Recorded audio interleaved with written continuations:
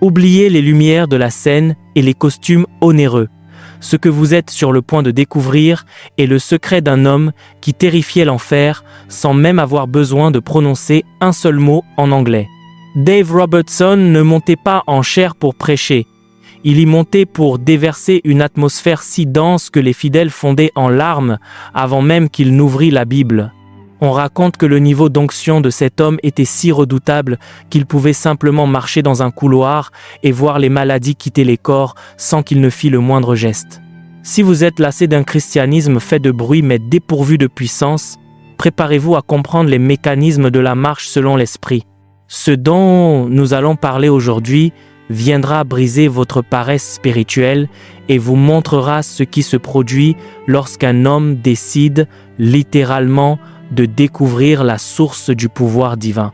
Préparez vos cœurs, car le journal du réveil est désormais ouvert. Une soif que le monde ne peut étancher. L'histoire des grands généraux de Dieu commence presque toujours par un déclic d'insatisfaction que le monde commun ne saurait expliquer. Dans le sud des États-Unis, au sein d'un paysage marqué par la simplicité et le travail manuel, grandissait un jeune homme nommé Dave Robertson. Il n'était pas le produit d'une lignée de prophètes, ni l'héritier d'un empire ecclésiastique. Au contraire, Robertson était un homme ordinaire, un ouvrier qui portait en lui un abîme qu'aucune distraction, aucune carrière, ni aucune philosophie humaine n'était capable de combler. Ce vide était en réalité le système de pistage du Saint-Esprit, une inquiétude divine qui le poussait loin de la médiocrité religieuse. Tout changea lorsqu'il franchit la porte d'une petite église pentecôtiste. Là, sous l'impact d'un message portant sur le baptême dans le Saint-Esprit, l'ouvrier se mua en adorateur. En tombant à genoux, Robertson n'expérimenta pas seulement une émotion passagère. Il fut traversé par une chaleur physique et une présence si envahissante qu'il se mit à pleurer comme un enfant, abandonnant sur le champ ses vieilles habitudes pour devenir un esclave de la présence de Dieu. Ce qui distingue Dave Robertson des autres ministres de son époque n'est pas seulement sa conversion, mais son obéissance aveugle à un appel qui semblait être une folie aux yeux des hommes.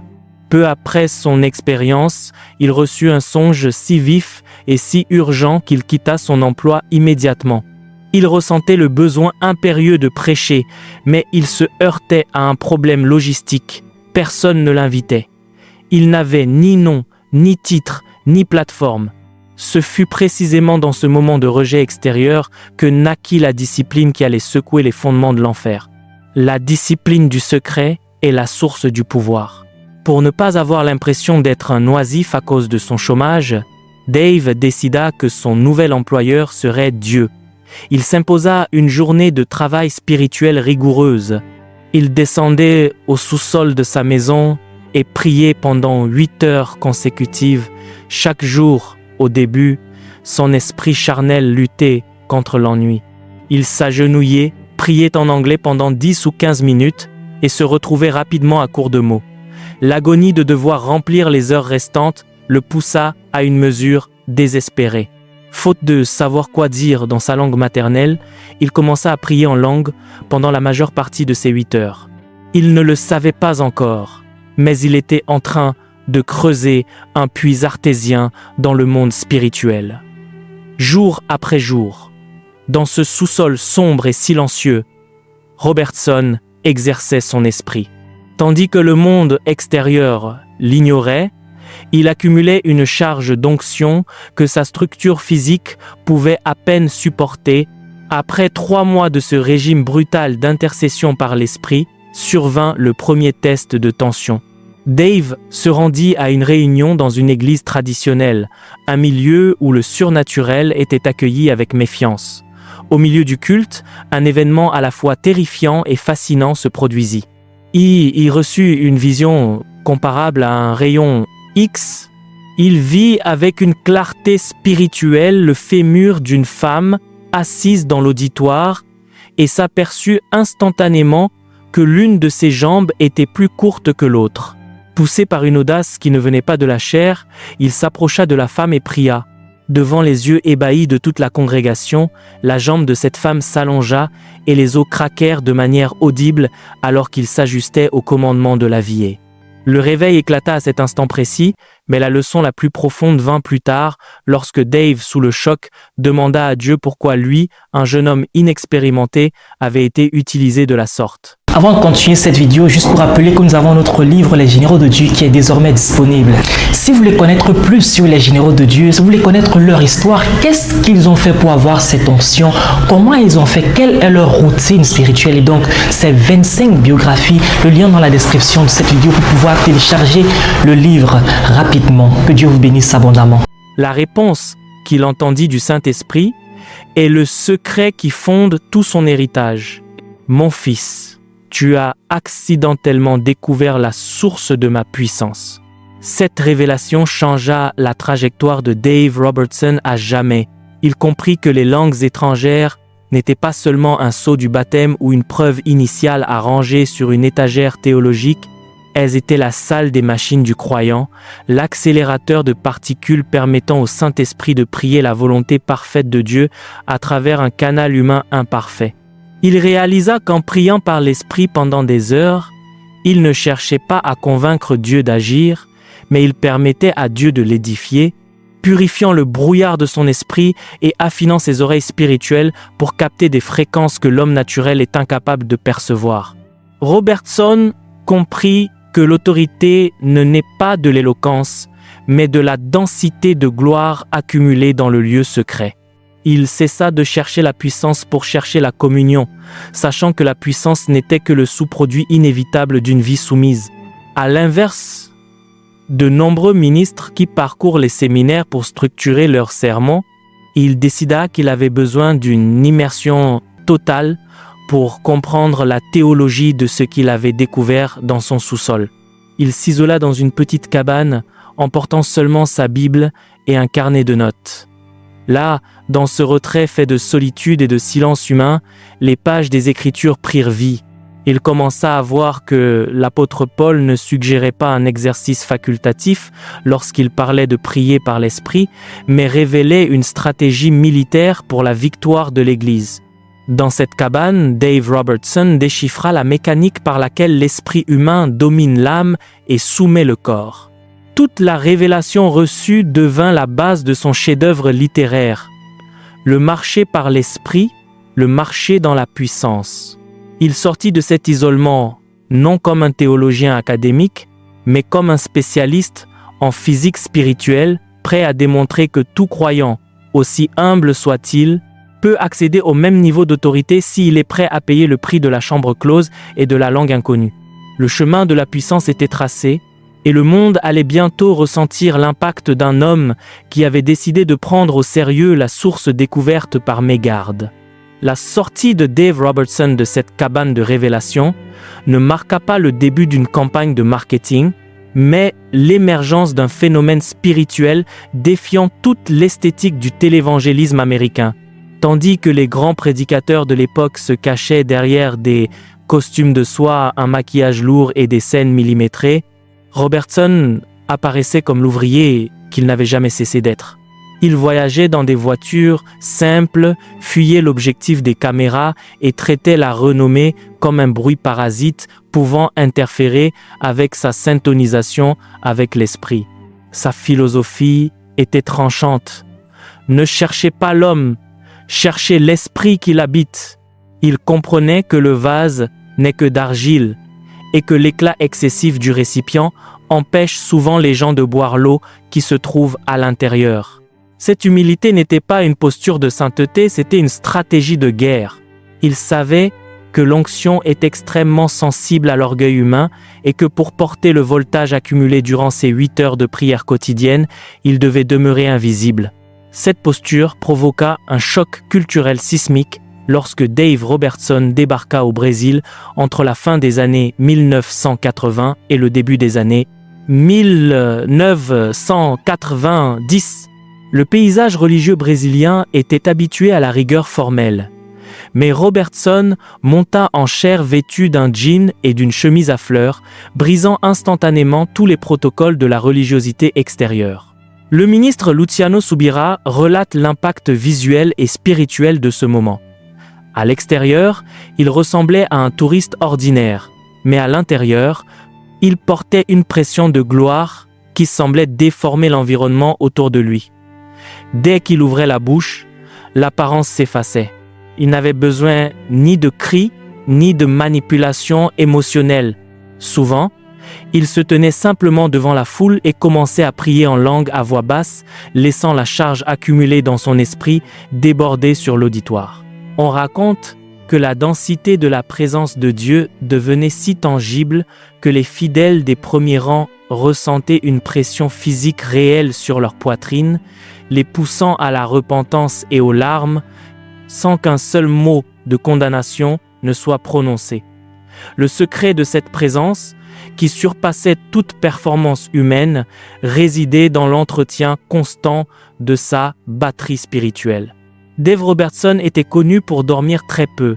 Il préférait passer ses nuits en veille, bombardant le monde invisible par la prière en langue, afin de devenir, au lever du jour, un canal parfaitement pur. Il ne prêchait pas pour impressionner les intellectuels. Il manifestait l'onction pour libérer les captifs. Au Texas, une femme sourde depuis son enfance fut amenée à l'une de ces réunions. Robertson ne fit pas de la guérison un spectacle. Il appliqua simplement l'autorité découlant de sa communion intime. À cet instant précis, les oreilles de cette femme se débloquèrent, lui permettant d'entendre la voix de sa mère pour la première fois depuis des décennies. Il considérait le miracle comme une conséquence naturelle de la physique du royaume. Quand la lumière jaillit, les ténèbres sont forcées de se retirer. Il ne cherchait pas à fabriquer le surnaturel. Il créait simplement l'atmosphère nécessaire pour que le surnaturel s'y sente chez lui. Cette atmosphère atteignit des niveaux colossaux à Buenos Aires, en Argentine. Les récits de ces rassemblements décrivent un silence qui n'avait rien d'humain. Un silence pesant, chargé d'une gloire qui semblait paralyser le temps. Dave Robertson pouvait marcher dans l'allée d'un grand auditorium et, sur son passage, les gens tombaient sous la puissance de Dieu, confessant des péchés cachés et recevant la guérison de maladies terminales, sans même qu'il ne les regarde. L'onction qu'il avait découverte par accident dans son sous-sol était devenue une nuée qui l'accompagnait partout. Dave Robertson a prouvé que lorsqu'un homme décide d'édifier son esprit au-delà de son intelligence, il devient un danger pour toute pathologie ou oppression démoniaque. Il n'exigeait pas des leaders qui soient de bons administrateurs. Il les sommait d'être des hommes de prière. Un jour, un jeune ministre s'approcha de lui, cherchant une imposition des mains rapides pour obtenir du succès dans son ministère. Robertson, avec la tendresse d'un père et la fermeté d'un général, ne le toucha pas. Il lui donna simplement le conseil qui définissait sa propre vie: allez dans votre chambre et priez en langue pendant des heures. Quand l'Esprit parlera, vous saurez quoi faire. Robertson ne cherchait pas de disciples pour lui-même. Il voulait former une génération capable de manier les outils du Saint-Esprit. Il enseignait que la prière en langue était le raccourci divin pour purifier le subconscient. Il expliquait que, tandis que l'esprit humain tente de comprendre Dieu à travers des filtres culturels et des traumatismes passés, l'esprit, lui, prie selon les mystères parfaits de Dieu. Cette révélation théologique, distillée dans son œuvre majeure, est devenue un manuel de survie pour des milliers de chrétiens désireux de quitter la surface. Il a démontré que ses jeans et sa chemise à fleurs n'étaient que l'enveloppe d'un homme ayant décidé de mourir à lui-même pour que l'esprit puisse avoir une pleine liberté d'action. Il était le canal invisible, l'ouvrier ayant compris que le véritable travail du ministre ne se fait pas devant les hommes, mais dans le silence de l'esprit, là où la victoire est scellée avant même que la guerre ne commence, un héritage de puissance durable. La mesure finale d'un général de Dieu n'est pas la taille de la cathédrale qu'il laisse derrière lui, mais la profondeur de la trace de gloire qui continue de brûler dans le cœur de ceux qu'il a formés. Dave Robertson n'a jamais collectionné les foules. Il forgeait des esprits. Son ministère international n'avait pas pour but de bâtir un empire, mais de prouver une thèse spirituelle. Tout croyant, du plus simple au plus érudit, peut accéder au même niveau d'autorité s'il se rend à la mécanique de la prière par l'esprit. Les témoignages qui ont accompagné la maturité de son ministère défiaient la raison humaine. À Buenos Aires, comme dans les campagnes américaines, des malades condamnés sentaient une vague de chaleur envahir la pièce avant même qu'il ne termine son intercession silencieuse. Ces miracles étaient empreints d'un mélange rare d'autorité et de tendresse. Il ne criait pas après la maladie, il manifestait simplement une vie qui rendait la maladie insupportable. Des cancers agressifs se desséchaient et des tumeurs étaient expulsées physiquement, prouvant que lorsque l'esprit est dûment édifié, la matière n'a d'autre choix que de s'aligner sur l'ordre du Créateur. La plus grande contribution de Robertson fut d'enseigner que la prière en langue est l'outil d'entretien de notre être intérieur. Nos esprits sont souvent encombrés de filtres, de peurs et de traumatismes qui bloquent la voix de Dieu. En priant par l'Esprit, le croyant contourne l'intellect limité et permet au Saint-Esprit de prier les mystères parfaits à travers lui. Cette pratique purifie les pensées et ouvre les oreilles spirituelles. Vous n'avez plus besoin d'un prophète pour vous guider, car vous captez vous-même la fréquence du ciel. Pour Dave Robertson, le succès n'était pas d'avoir une file d'attente devant lui pour la prière, mais de voir ces mêmes personnes retourner dans leur chambre et opérer des miracles dans leur propre famille. Jusqu'à la fin, il est resté cet homme simple, l'ouvrier de son sous-sol spirituel. Il a prouvé que l'onction n'est pas une récompense pour les talentueux, mais un héritage pour les persistants. Le pouvoir réel ne fait pas de bruit pour se promouvoir, il fait silence pour se manifester. Aujourd'hui, son héritage n'est pas une simple page d'histoire, mais une technologie spirituelle active. Il nous a laissé une instruction claire. Ne cherchez pas Dave Robertson, cherchez la source. Dans chaque pièce où un croyant décide de plier les genoux et de prier jusqu'à ce que la brume du doute se dissipe, le Saint-Esprit se manifestera. Dave Robertson fut le canal par lequel l'électricité du ciel est passée, nous rappelant que le plus grand miracle n'est pas ce que Dieu fait à travers nous, mais c'est qu'il fait en nous lorsque nous décidons enfin de mourir à nous-mêmes pour vivre dans sa présence. Merci d'avoir regardé cette vidéo. N'oubliez pas de télécharger notre livre Les Généraux de Dieu pour davantage connaître l'histoire de ces Généraux de Dieu. C'est plus de 100 histoires inspirantes, 25 biographies à l'intérieur. Que Dieu vous bénisse abondamment.